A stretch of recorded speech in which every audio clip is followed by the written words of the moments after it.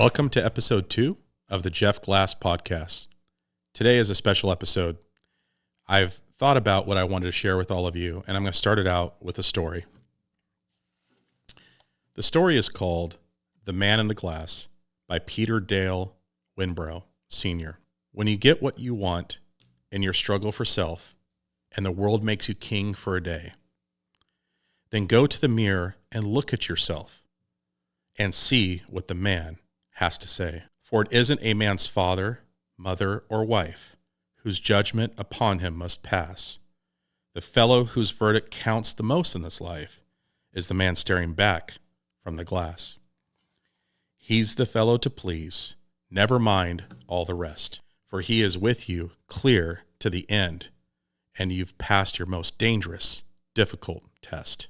If the man in the glass is your friend, you can fool the whole world down the pathway of years and get pats on the back as you pass, but the final reward will be heartache and tears if you've cheated the man in the glass. 1 year ago, as of yesterday, today is February 23rd, 2023, on 2/22/22, I became the author with my son of Alpha Heroes. It's a comic book series that we dreamed about creating. And it's one of the best things I ever completed for many reasons. I've been a writer for a long time. I'm now the author of 7 different books. But at that time, that was my very first book. I had published articles from a very young age and throughout the years. But something about completing this series was different. And as I'm writing this series, I could feel something move into my spirit. It took me to a place when I'm creating all these different characters, and my wife might say, Jeff checked out for a bit. And I did, as I was creating this series with my son. And I found that I was writing about things that were to come. After the book published, I met my nemesis, if you will. And it was somebody that was close to my life that I didn't suspect. And on page 22 of Alpha Heroes, if you have the book, if not, you can find it on Amazon. In that book, it talks about how somebody that I was up against wanted the intellectual property, and then it happened in my life. In 2022, I was sued for the rights to Alpha Heroes and my entire company. And the lawsuit did not just hit me, but it also hit my wife and my son. A lot of people don't talk about the strikeouts. They talk about the home runs. They talk about what's going to be great for you and how they can motivate you and how they can sell you something or encourage you or inspire you. And in and of themselves, there's nothing wrong with those things. But in this podcast, I wanted to be able to share, have a platform to give, and be transparent and say, this is real life, and this is what happened. Being on the other side of this now, the lessons I learned is what I'm going to share with you today. When this happened, I had to really get back in touch with who I was as a business owner, as a writer, what really mattered to me in this life and what mattered most. When you're living in the daily grind of growing a business and running a company, but you don't know day to day if it's going to be taken from you, if it's going to be there tomorrow, it shifts your thinking. You're very aware of each step, of each breath. Everything that you're trying to complete takes on a different meaning and purpose. It was a 9-month process. And what I realized during that time was that I really had to get at the core of who I was as a businessman, as an artist, as an entrepreneur, as a boss, as a friend, as a husband, as a father, and as a child of God. So during that time, I got back to why I really started in business and where my brand grew from. I teach in business, build a brand, create a culture. Well, where does a brand come from? A brand comes from your core values. And my 7 core values, which I'm going to share with you today, are at the center of my brand and everything that I do in business. I used to teach these in classes, and I researched what made businesses successful, not just across a few years, but several years. I looked at companies like Beretta, which is a firearm company that's lasted like 500 years plus, passing through generations and family. In studying this, I found core values that I had, and I had core values that I genuinely wanted to adopt. So they are generosity, courage, teamwork, leadership, stewardship, innovation, and honor. And I'm going to start with the last one. I really feel that that's the one that brings all of them together. And I'll tell that to you here in a story shortly. Honor can be understood in many different areas. And for me, in everything that I do, am I honoring God? Am I honoring myself? Am I honoring my wife? Am I honoring my team? And it was really hard because during this time, I'd lost a valuable team member, somebody that I trusted, someone who I thought was my friend, someone who was in many ways a father figure to my wife, someone we looked up to, someone who claimed to be a Christian, but his values showed the opposite when the chips were down. And he wanted to take something from us. He openly admitted that he was upset because he couldn't take from us anymore. So he took us to court.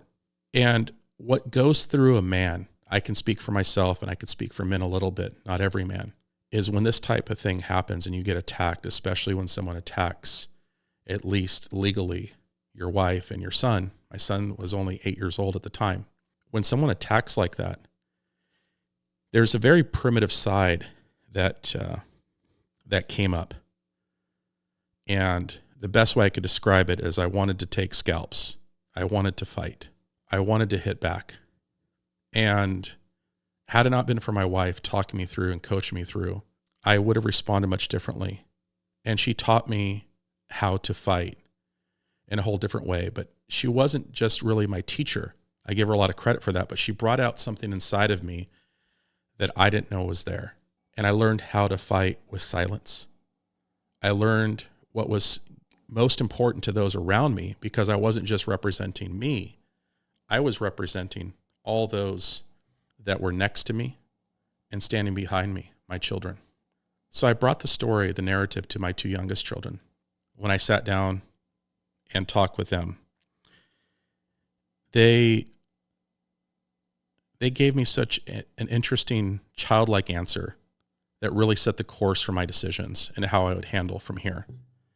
I explained to them what happened. Daddy was being sued. Mommy was too, and that they were trying to take things from us. And I asked them, I said, how would you like for Daddy to handle it? Do you want Daddy to handle it with grace, with mercy? Do you want Daddy to get angry and fight back? And their answers, they told me that they wanted me to handle it with grace. They are very kind people.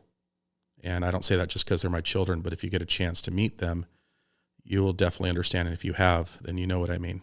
I was raised religious. I have Christian values. I wouldn't call myself religious today. But looking back, I never really understood the scripture of Jesus when he was slapped on the cheek and then turned the other cheek until this time. I did not go what he went through. My narrative was much different. But I think I get it now. A silent statement is responding to your opponent, your persecutor, saying, I am in control. And I looked in Matthew 5, you can look in scripture if you have a Bible, but it really talks about how we respond to our enemies. In that scripture is one of the few times when we're described being like God. It's very rare. And I know for those that are very humble spirits, that might be a hard one to comprehend, but I'm paraphrasing here scripture. When we learn to love our enemies, more specifically those who are persecuting us, coming after us, but really love them, what does that mean? A wise man, a friend once told me, the man who responds to a situation with emotion is a weak man. As men, we have emotions. We have hurts. We have pains. We have tears. We feel love. We feel anger. But learning how to control, learning how to keep the fire in the fireplace, so to speak, is the daily walk of being a man. We don't have to respond, get angry, or put up our fists to show our manhood. In school, what's measured is in a box, and I consider more of a negative way is measuring IQ. That's your intelligence quotient. And while that might be a measurement, which I do talk about in my teachings, what I think is more important is EQ. This is your emotional quotient. Because in the real world, we don't live in a box most of the time. We live in a world filled with other people and personalities and conflicts and strifes. Most people that have problems is because it has to do with another person, right? Very few problems exist in a silo. They are there, but a lot of our problems and conflicts is when we're coming up against somebody else and we have differences in opinion and somebody is trying to fight to be right, but they're missing out on what the real victory is, which is controlling oneself. I'm going to share with you a story about a former employee I had out in California. I'm going to change her name for the purposes of this story. Jennifer was the manager of a bed and breakfast that I was an investor in.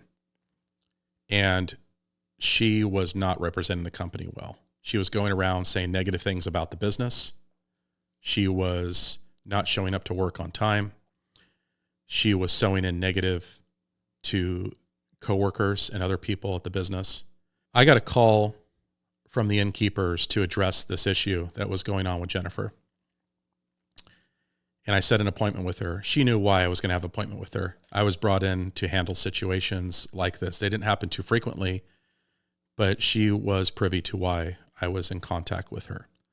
The night before, she gets rip-roaring drunk at the bed and breakfast and starts yelling, cursing, saying slanderous things. And I had heard about it from the innkeepers, and I'm sure the guests that were there heard as well. The next morning when we spoke, she knew that I knew. But I responded with grace, much like how my children would ask me to respond. And I treated her well. I thanked her for everything that she did. Made sure we helped her get into her next place to live. Made sure that we helped her get into her next job by giving her a good reference. And gave her a night stay at a nice hotel up in San Francisco and a night's dinner with her boyfriend. And she looked at me peculiarly, just wondering why I would respond this way. Because I'm in control and she's not. Much like the story of Jesus being slapped on the face, when he turns the other cheek, he's saying, I'm in control, you're not. And that's one of the most valuable things that I've learned is handling conflict is not to respond with anger and more conflict. In this time in my life, in dealing with Jennifer and her issues, I realized I still had some of my own. Even though I handled it the right way and I honored her in that situation, inside I was fuming. Inside I was still upset. And I realized that there were things that I still needed to let go inside of me. Fear, doubt. There was a part of me that needed to be put to rest, which even though on the outside I was learning how to handle my disposition, my anger, my frustration in a calm or positive way, there was still something at my core, my inside, that I needed to handle. So from the situation of the person that came after me in the lawsuit, all of this was abrupting again. All of this was coming up. And I was walking through this process and learning how to be a warrior. And I wrote this story that I want to share with you now. This story is called The Warrior in the Garden. In this life, I have discovered 3 types of inevitabilities for men: the sedated slave, the powerful tyrant, and the peaceful warrior. The sedated slave is trapped, but his philosophy is indifference, and his results are defaulted in dissolution and denial. He seeks pleasure and an easy life. There is no escape. He never finds a way out. The powerful tyrant is insatiable and relentlessly seeks dominion over others, but ironically and explicitly lacks control over his own behaviors and ensuing loop of mental addictions. There is no stop. He never finds enough. The peaceful warrior is quietly dangerous, pensive about the forged path of his journey, conscientious of others while eerily silent about what matters most: domination, slave master over his own thoughts. There is always a way. He finds peace in the storms. His wealth is acquiring wisdom and requiring as little from the world as possible while simultaneously pouring out, giving without hesitation to the growth of others. He plants, sows, and waters to share his harvest through all seasons of life with the tribe. He is ready to fight, but seeks peace for conflict resolution. He listens more than he speaks. He conquers daily the nemesis with his own self. He walks in his design, that which he was created to do specifically and intentionally. He is a guardian of those around him, and especially to those whom he serves and who serve him. He is an avid student of his fears to walk through them strategically and continually. He lives for legacy, love with sincerity, and finds joy and valuable lessons endlessly on the path of his journey. His measure is found in those who follow him to stand on the shoulders of his achievements and exceed all he has accomplished. He plans for a life, wishes for a good death, and leaves this world knowing he made a difference in the lives of others, both friends and strangers and enemies. His timeline during the short life, this vapor of time, is marked and branded by his honor. That story was written when I found out that we won our lawsuit. We won our defense. Lies only lasted so long and the truth prevailed. But through that process, I learned how to get at the core of who I wanted to be as a man and who I wanted to be in business and who I wanted to be with others. And more importantly, my biggest wealth, which is my family, how I wanted to be around them. And that my children are watching me. My wife is watching me. I did not have that growing up. I did not have this person all the time that I could look to, but I could be that person. Instead of looking back at my past or my childhood and saying, I didn't have this, I didn't have that. That's a dwelling place I didn't want to stay in, but I would go there sometimes. I remember when I was finishing up college down in LA, and one of my best friends, I called him. He came home to take care of his grandparents, and I called his house. Back then, cell phones weren't as popular, many years ago. And I call, and his grandfather answers the phone. Everybody called him Pops. And he picks up the phone. Hey, Jeff, how are you? And I said, oh, is Steve there? And calling to look for Steve. Steve's not here. So he started talking with me, carrying on a conversation. Very short, but at the end of the conversation, he goes, I love you, Jeff. And I said, oh, this is Jeff Glass. You must have me confused with, your other grandson, Jeff. And he goes, I know who you are. And when he passed, I think I cried the most. Though I barely knew the guy, he struck me in such a way because in that moment, I wanted to be like him, but the hard part was that I realized I wasn't. I didn't have the courage. I didn't have the honor to tell someone that I barely knew that I love them. That took a real man. And somewhere along the way, I was misled, thinking maybe that was weakness to tell somebody you don't know that you care about them, let alone that you love them. But I learned that that was exactly who I wanted to be. Someone very close to me, she came to me one day and she said, I need to call my ex-husband and I need to apologize to him. And I had heard the stories of how he had been toward her. And I said, why would you need to apologize to him? Wouldn't it be the other way around? She goes, I need to be set free. So she called him. And I said, tell me about it. And she came back from that conversation, this very liberated woman. You could tell the bondage was gone. Sometimes it doesn't matter who forgives who. Sometimes we just need to break free from the chains that we have to somebody else, whether it be an old memory, an abusive relationship. It's important that we pick up ourselves and move on. And sometimes we need to be the bigger person, not compared to them, even necessarily compared to ourselves and how we would have handled things otherwise. So do you have someone in your life that you need to forgive? Do you have something in your life that you need to let go? I want to encourage you that there's such strength and power in that. And I hope you can find the warrior in you. The story I'm going to share with you, and I'll end with this, is a story of a church group in California that decided to open up a church in La Paz, Mexico.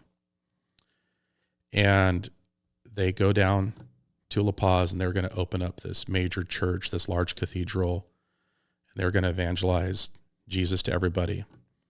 They feel they have a great message. They're in a great area, and they build this giant church, and nobody came. They had all the core values. They had generosity. They were willing to put up the money, the funds, the time to go down there and open up a church. They had courage to go do it. They had the team and leadership to go plant. They were able to steward finances to keep the thing going. They were innovative, creative on how to influence the area of La Paz. But the senior pastor, the head gentleman that was leading this group, that leading this church, this movement, he looked around and saw what the community needed. And he decided that they were going to not go as pastors, but they were going to go as men and serve in the community. They found that in La Paz, Mexico, that had one of the most decimated blood banks in all the world. So they rolled up their sleeves and they went and they served. The head pastor looked outside of just what he was building. He looked outside to what the community needed. He saw a problem and identified a way to solve it, not just on his own, but with his team. He encouraged his team to go solve that problem and take that blood bank in La Paz and turn it around into something that was going to be useful for the community. That was their need. And by doing that, by taking care of something that was outside of him and outside the team, by honoring the community that they were serving, not only did the blood bank do well, but wouldn't you know it, the church grew as well. What I've learned from this story is that honor has different levels to it. It has our inner core values. If we want to honor people around us, I want to honor my family. I want to honor my staff and those that I serve, and those that are good to me, I want to be twice as good to you. That's a code in my life. But looking outside and solving a bigger problem, and with my court case, now that the dust is settled, and if you're listening to my accuser, I have a message for you. And I want to start out with saying that I forgive you. I don't know if that means something to you, but it means something to me. Everything that you did, everything that you said, I forgive you. I'm also filled with gratitude. I want to thank you. I want to thank you for this lesson and this time in my life. You've helped me understand more so now who I am and who I want to be. So I'm thankful for this time in my life. You've taught me something valuable. And I also want to share with you that I love you. I know who you are. I thank you for joining us on this podcast today. I look forward to talking with you again soon.